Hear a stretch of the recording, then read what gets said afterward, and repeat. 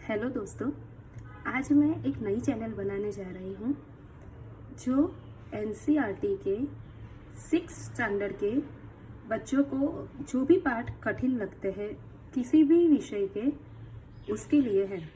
आज जो कि कक्षा 6 में संस्कृत शब्द फर्स्ट टाइम इंट्रोड्यूस हुआ है, तो हम लोग संस्कृत का पहला पाठ का पठन करेंगे और पुस्तक का नाम है दीपकम। तो आइए। जैसे कि हमने बताया, हम आज संस्कृत विषय का अध्ययन करेंगे और उसमें दीपकम पुस्तक का नाम है। कक्षा 6 की एनसीईआरटी की बुक है। षष्ठ कक्षायाः संस्कृत पाठ्य पुस्तकम। आइए देखते हैं।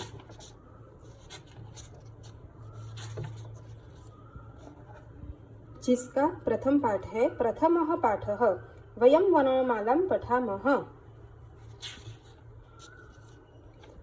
आप लोगों को समझने में आसानी रहे, इसी वजह से मैंने इसमें थोड़े बहुत शब्द जो समझने में कठिन हो उसको हिंदी या अंग्रेजी में अनुवाद करके लिखा हुआ है। आइए देखते हैं। प्रथमः पाठः वयं वर्णमालां पठामः। वयम का मतलब यहाँ है हम सब। वि वर्णमालां पठामः पढ़ते हैं। वर्णाः द्विविधाः भवन्ति, स्वराः व्यञ्जनानि च।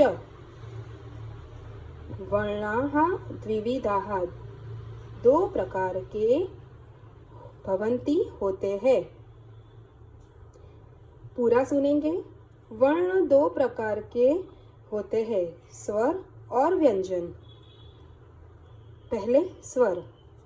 स्वराणाम उच्चारणं स्वतंत्र रूपेण भवति। स्वराः द्विविधाः सन्ति, समानाक्षराणि संध्यक्षराणि च। स्वरों के उच्चारण स्वतंत्र रूप से होते हैं। स्वरों के दो प्रकार होते हैं। द्विविधाः आगे जैसे आ गया, द्विविधाः दो प्रकार के। संति होते हैं, एक तो समानाक्षराणि और दूसरा संध्यक्षराणि। आपको यहाँ पे क्वेश्चन होगा कि ये भवन्ति और भवति और संति दोनों में क्या डिफरेंस है, तो आइए वो भी देखते हैं। देखिए, इसमें मैंने एक कोष्टक बनाया हुआ है जिसमें डिफरेंस हम देखेंगे भवन्ति, भवति और संति के बीच। देखिए, क्रियापद होता है भवति, ये है भवति, जिसका मूल धातु स्वरूप होता है भू। भू का मतलब होता है होना, अर्थ होता है। भवति मतलब होता है, पर ये कब? जब एक वचन की बात हो रही हो, भवति। फिर भवन्ति, उसका मूल धातु भी भू और होना ही है, उसका अर्थ होता है होते हैं, वहां बहुवचन हो गया। और संति, संति मतलब अस, होना है, हम जिसे बोलते हैं, और ये भी बहुवचन में ही हम यूज करेंगे। आइए एग्जाम्पल से फिर से समझते हैं। जैसे हमने बताया, भवति यूज होता है एक वचन के लिए, तो यहाँ पे भवति है, ये रहे। स्वराणाम उच्चारणम स्वतंत्र रूपेण भवति। भवति स्वरों के उच्चारण स्वतंत्र रूप से होते हैं। यहाँ स्वर की अकेले की बात हो रही है, इसलिए वहां पे एक वचन आएगा, प्रथम पुरुष एक वचन भवति। भवन्ति कब आएगा? तो यहाँ पे है वर्ण दो प्रकार के होते हैं, भवन्ति और संति। संति से क्या मतलब है?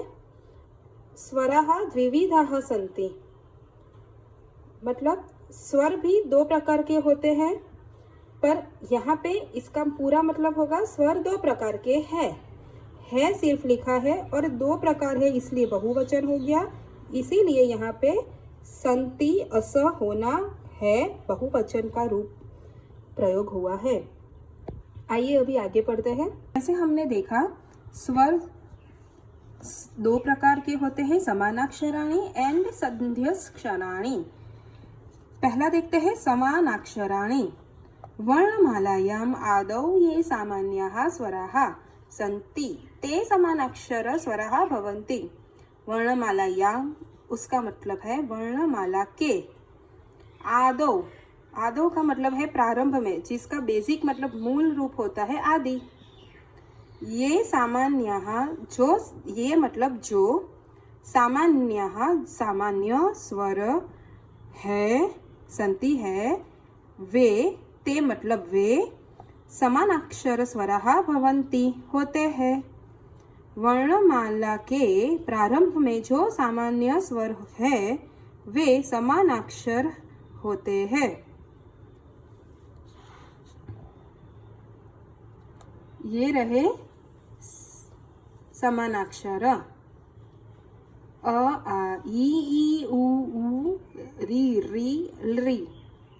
और यहाँ पे अगर हम पाठ्य पुस्तक के लेफ्ट साइड देखें तो उसमें भी यह दिया हुआ है, स्वर के दो प्रकार के होते हैं, समानाक्षराणी, संध्यक्षराणी।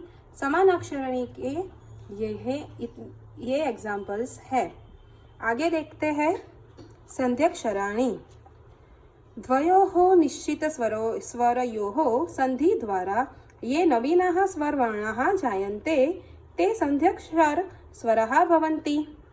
द्वयोः मतलब दो, निश्चित स्वरयोः, स्वरयोः का मतलब होता है स्वरों के, दो निश्चित स्वरों के संधि द्वारा ये नवीनाः, नवीनाः का मतलब है नए, जो एक विशेषण है। स्वर वर्णाः जायन्ते, स्वर वर्णाः मनी स्वर रूपी वर्ण जायन्ते बनते हैं, ते संध्याक्षर स्वराः भवन्ति। पूरा सुनेंगे। दो निश्चित स्वरों के संधि द्वारा जो, ये मतलब जो हमें अभी ऊपर देखा ही था कि ये का मतलब जो होता है। दो निश्चित स्वरों के संधि द्वारा जो नए स्वर रूपी वर्ण बनते हैं वे संध्याक्षर स्वरा कहते हैं, संध्याक्षर स्वरा होते हैं। जिसके एग्जाम्पल हमने यहाँ भी देखे हैं ऊपर लेफ्ट साइड, संध्यक्षराणी अ, ए, ओ, औ। और यहाँ पे भी दिया हुआ है जिसमें इसमें कोई भी हर्षव स्वर नहीं होता, ये सारे दीर्घ स्वर ही होते हैं, ए, ओ, औ। और ये यहाँ पे लिखा है दो निश्चित स्वरों के संधि द्वारा, मतलब स्वर कौन से थे? स्वर कौन से थे हमारे? अ, आ, ई, उ, री। तो कोई भी इसमें से दो स्वर ले लो और उसके संधि द्वारा जो नए स्वर रूपी एक व्यंजन बनता है उसे संध्याक्षराणी कहते हैं। तो हमें संधि भी बनानी होगी तो ही हमारे संध्याक्षर बनेंगे नए। जैसे अ प्लस ई इज इक्वल टू ए, अ प्लस उ इज इक्वल टू ओ, अ प्लस ए इज इक्वल टू ए, अ प्लस ओ इज इक्वल टू ओ। अभी नीचे का भी हम पढ़ेंगे। लृ वर्णस्य दीर्घाः न सन्ति, मतलब लृ वर्ण का दीर्घ रूप नहीं होता। लृ वर्ण का, यहाँ पे है ना, लृ वर्ण का कोई दीर्घ रूप नहीं होता। संध्याक्षराणाम ह्रस्वाः न सन्ति, संध्याक्षर जो होते हैं उसके ह्रस्व स्वर नहीं होते, क्योंकि वो तो संधि से बनते हैं ना, तो दोनों छोटे छोटे मिलकर एक बड़ा बनता है।